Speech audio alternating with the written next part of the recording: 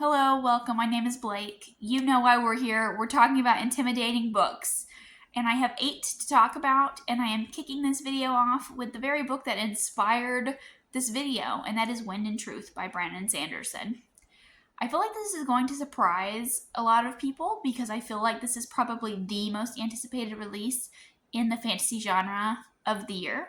And while I am looking forward to this book, and I do plan on reading it, I am very, very worried because we are wrapping up the first arc here, and I have some concerns. I had very mixed feelings about Rhythm of War. It felt kind of like we were rebooting the Stormlight Archive series. I felt like we were going in a different direction. We had more science fiction elements in there. And overall, it just felt very different than the 3 previous books in the Stormlight Archive. And I absolutely love Brandon Sanderson. I love the Stormlight Archives. It's one of my favorite series of all time. But I feel like the ending of the series could really make or break the book series for me. And I am not someone who is okay with a bad ending. I know some people can read a bad ending and it's fine. It doesn't damage the series for them. It doesn't ruin anything. They can move on with their lives. I am not one of those people. I feel like if the ending is bad, I just can't deal with that. It just ruins the entire reading experience for me. So I'm very worried about this one. I will be reading it when it comes out, though.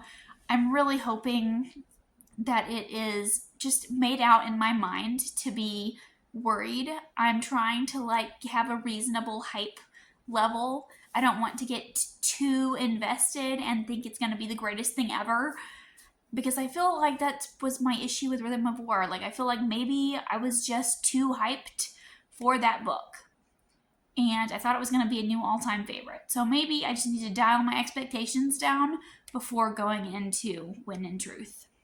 Up next, I have not a book or even a series, but just an entire author, and that is N.K. Jemisin.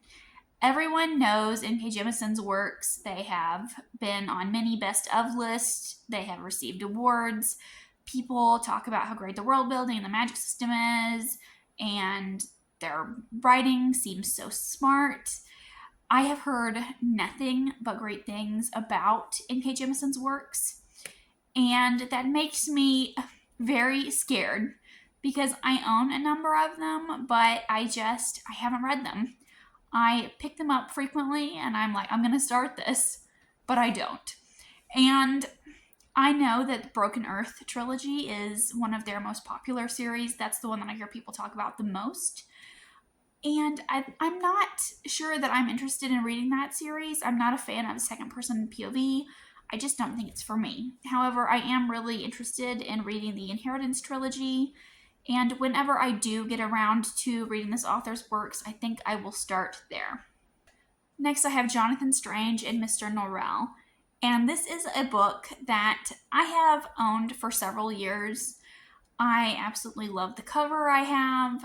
And every year around Christmas time, I really get in the mood to read this book. And I will pick it up, glimpse at the summary. I have even read the first couple of pages a number of times, and then I always put it down.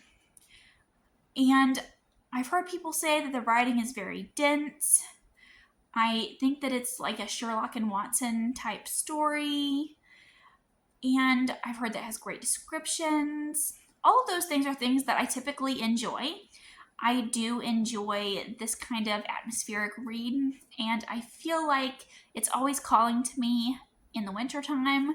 And so every year on my mental TBR for winter, I'm like, I'm going to read Jonathan Strange and Mr. Norrell. However, this book is 1,000 pages, and I have heard a number of people say that they felt like the ending wasn't worth it. And that's really putting me off reading this book, I think. Because, like I said, I don't think a book is worth it if the ending is not good. Also, I recently read this author's Piranesi work, and I had very mixed feelings about it. Actually, no, I don't think I had mixed feelings. I didn't like it at all, to be honest. I liked some of the themes and ideas that it explored, And I really did enjoy some of the themes and discussions in that book. But overall, I really struggled with that book because I was not a fan of the writing style. And writing style can really get me down sometimes. I really get hung up on writing style. So, for whatever reason, Piranesi didn't work for me, and I'm worried that that will continue into the Jonathan Strange and Mr. Norrell book. Here in spot number 4, I have The Name of the Wind by Patrick Rothfuss.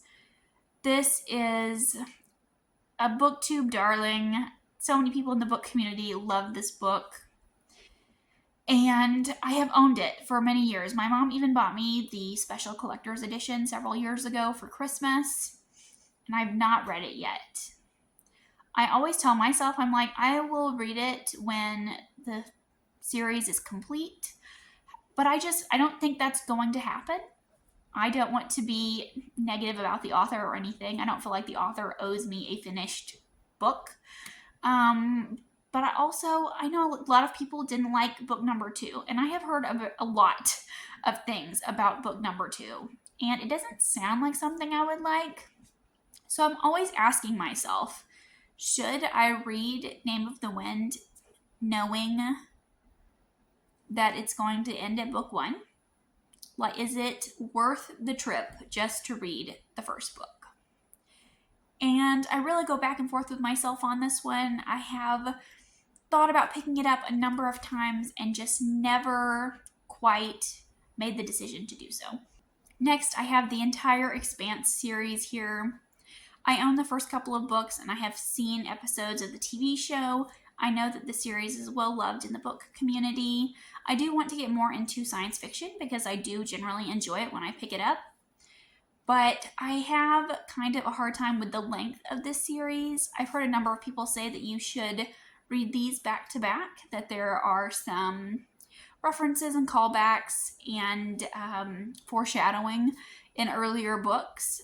So I am kind of put off from reading the series for that reason. I'm not a big binge reader. I like to space books out and take as long as I can to read them. I just want to stay in the world for a longer period of time. And with the Expanse, I worry that I can't really do that. Also, the length of the series kind of worries me. I worry that I'll get bored and I won't finish. Or what if I read a book and I want to come back to it later and I have forgotten the finer details of the plot? That doesn't really happen very often, but I have not really read any hard sci-fi. So I worry that as I venture into hard sci-fi, that it will be harder for me to remember what's going on.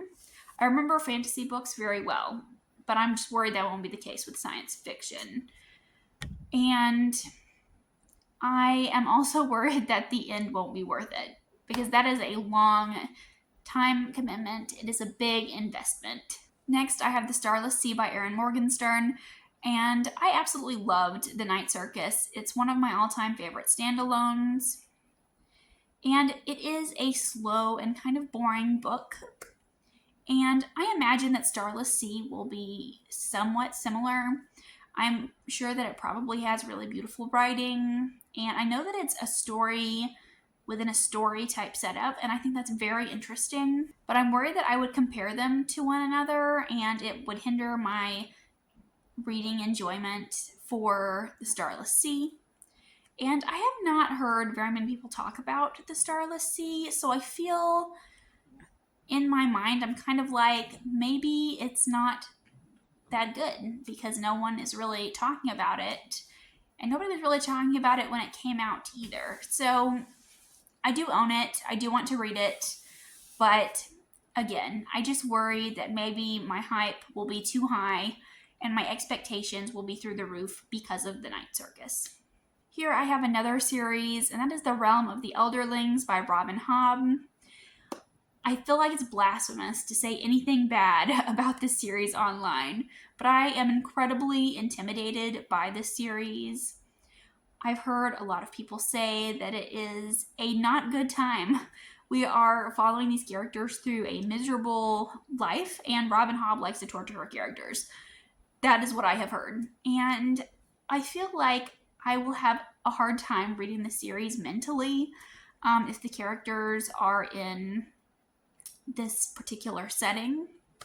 It's weird because I have enjoyed some of the dark fantasy and grimdark that I have read, and it hasn't bothered me. But in the case of Stormlight Archive, we have Kaladin's character who does suffer from depression, and reading his chapters really gets me down sometimes. Even though he is one of my all-time favorite characters in literature, I sometimes have to put his chapters down because they're just hitting me too much in the feels. And I don't know if it's a testament to Brandon Sanderson's writing, if he's writing it so well that it has affected me this way, or if it's just my love of Kaladin's character. But I really worry going into the realm of the Elderlings that I would be feeling down because Fitz is feeling down. And so I do kind of worry about that. I've also heard mixed things about the series within the larger world of this series. Does that make sense? Like, is it called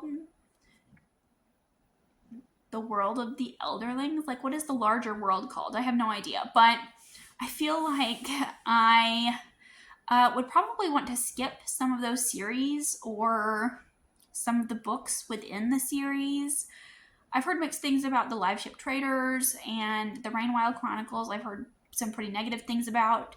So I'm not sure that I would read either of those. I'm not sure that I'm super interested in either of those. So I kind of wonder if I want to read them at all. So I just go back and forth again about whether or not I should pick this series up. And lastly, I have the Poppy War series by R.F. Kuang. And I am very interested in R.F. Kuang's writing. I have heard a lot of things about this author and their works, and I know that their works I have seen all over the book community. People tend to really love them or really hate them. So I very much want to read them to see which side of the fence I fall on. I know that the Poppy War is a very dark series. It is very bleak. So again, I do kind of worry about my mentality while reading it. And I've heard that we follow a very unlikable character, and I really like unlikable characters.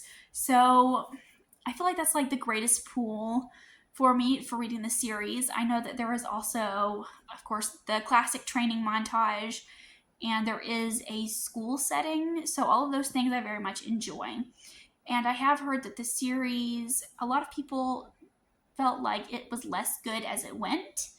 And that does kind of put me off of reading the trilogy. But again, I kind of want to try it and see for myself. So I'm constantly like, maybe I should get that from the library and give it a go. So those are the 8 books that I am incredibly intimidated by. Please let me know if you have read any of these and what your thoughts were, or let me know what books intimidate you, because I'm really curious to see. I feel like I have picked some pretty popular books for this intimidating book list, and I wonder if there are people out there who also have a lot of popular intimidating reads. So let me know, and I will see you again with another video soon. Thanks for watching. Bye.